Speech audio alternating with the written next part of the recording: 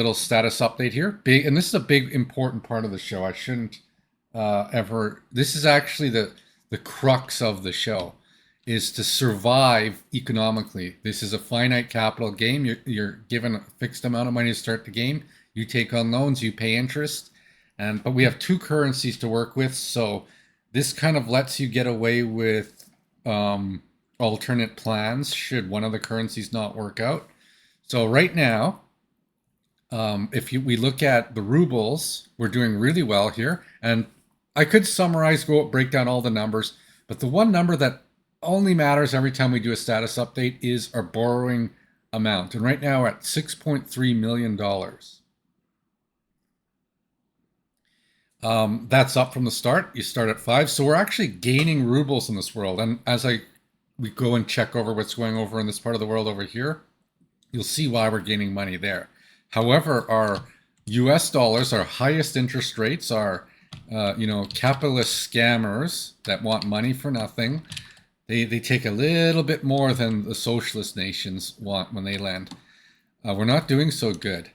So we went. This is actually the worst situation we've been in. So we're gonna have some problems, and I'm a little bit concerned. I'm not 100% confident this world's gonna work out. At least not using US dollars or the nation of the United States being something as we know it today. It could have to go to socialism if this doesn't work out.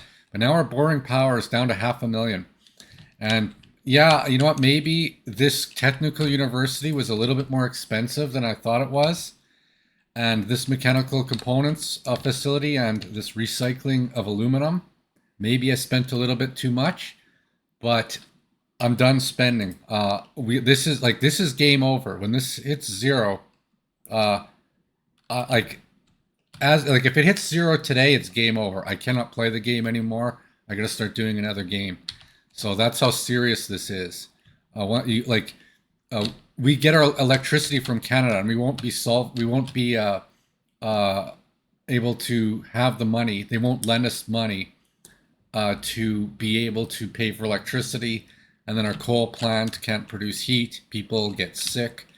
Hospitals shut down. And pretty much everyone will die, like in my first playthrough of this world. However, as you know, I've been thinking of an escape plan. And I've actually, because of the critical situation of the dollars, the escape plan's gotten a little bit more serious now. As you know, we've been building this rail network to connect over to our China custom house, and I've begun the process. So this is a topic. This is something that I was going to. I actually didn't announce it in the show, but Maglev's. I was just going to tell you right away in the intro of the show. We're introducing Maglev Rail to the United States. This is the solution to our economic problems.